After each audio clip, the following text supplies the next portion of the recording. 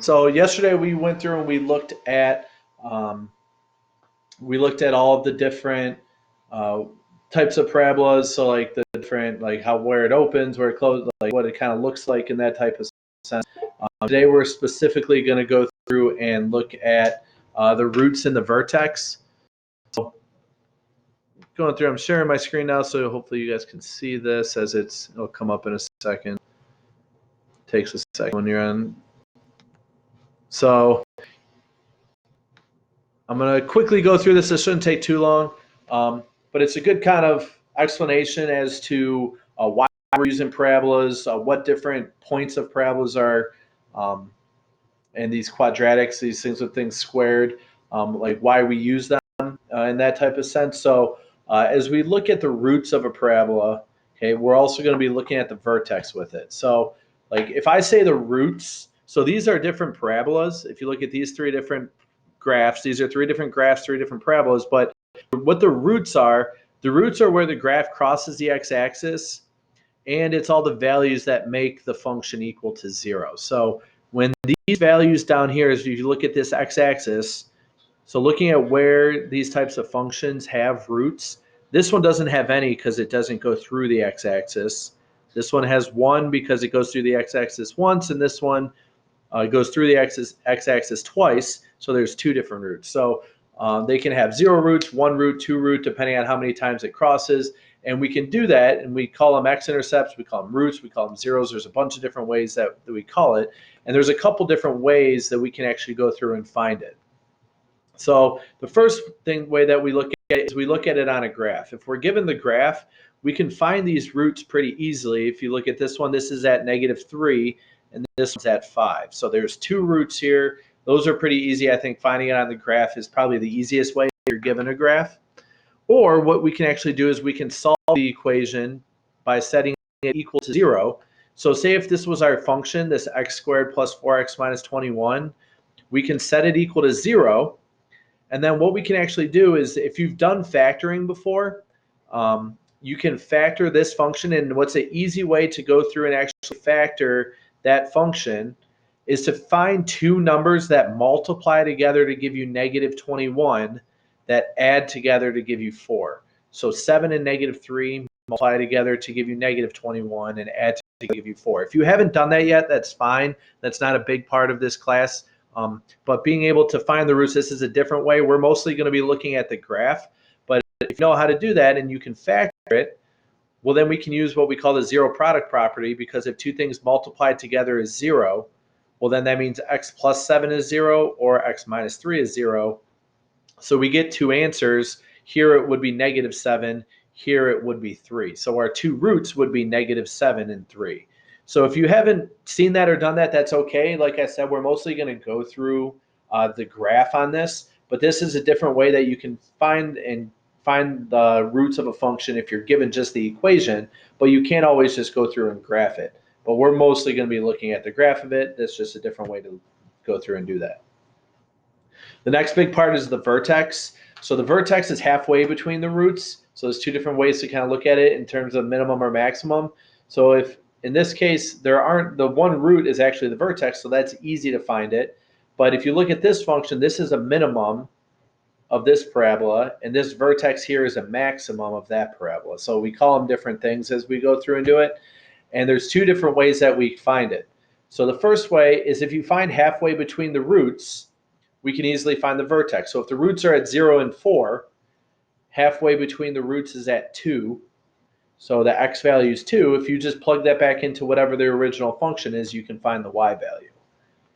Likewise, if we're given a specific function, and an easy way to find it would be using this formula, this -b over 2a. If you haven't seen that before, like I said, that's okay. We're mostly going to be using the graph. This is just kind of a different way to be able to go through and do it. And this, where this b and a are, well, remember this b is this -2, and this a is just the 1 that's next to it. So it would be negative of -2 over 2 times 1, which is just 1. In that case, so then if you plug in those values, that helps you find the x and the y value at those specific points.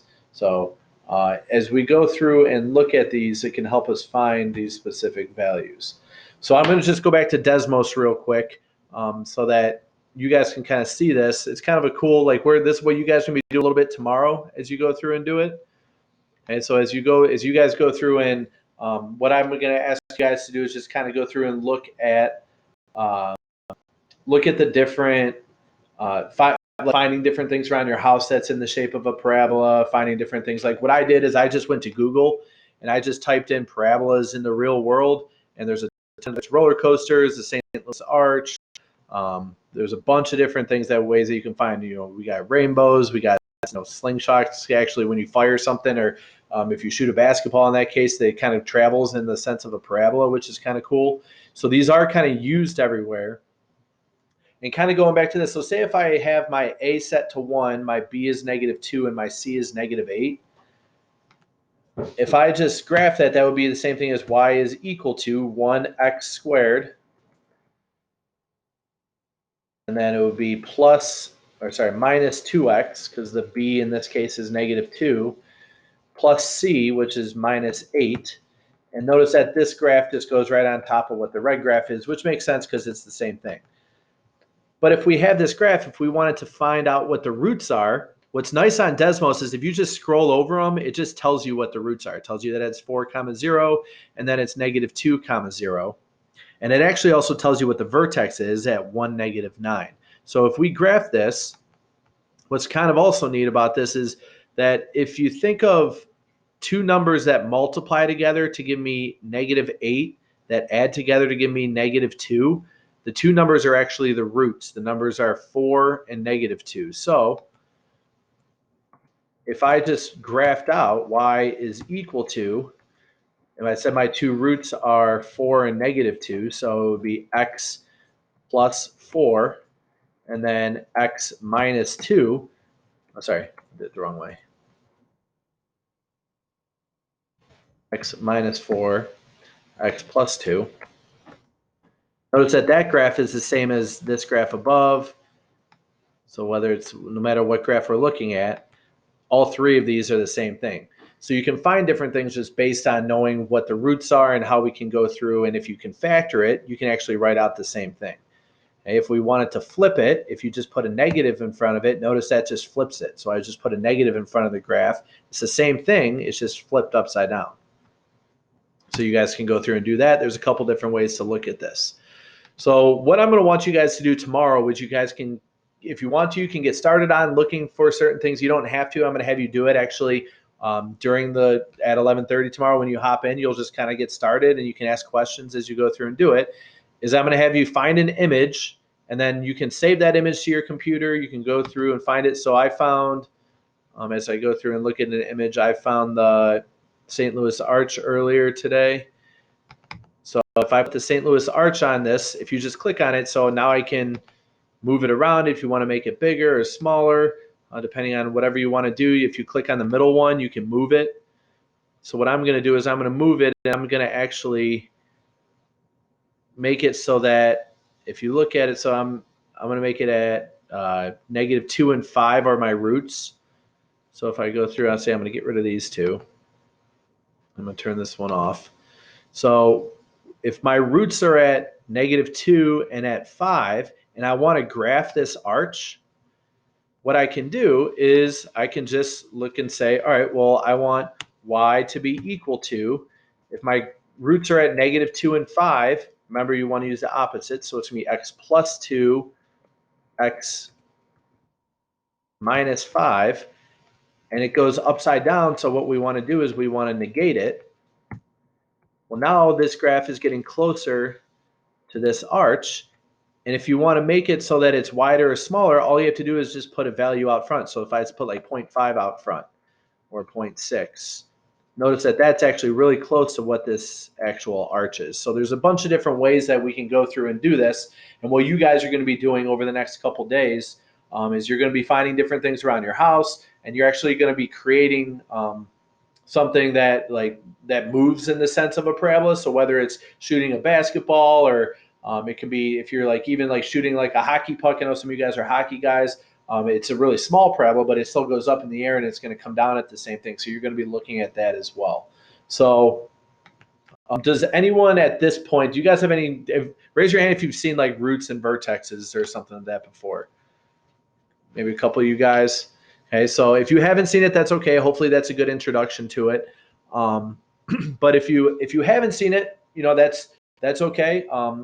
If you go through and you kind of just look at a couple things in this Desmos thing, I'll send this out again with the sliders on it.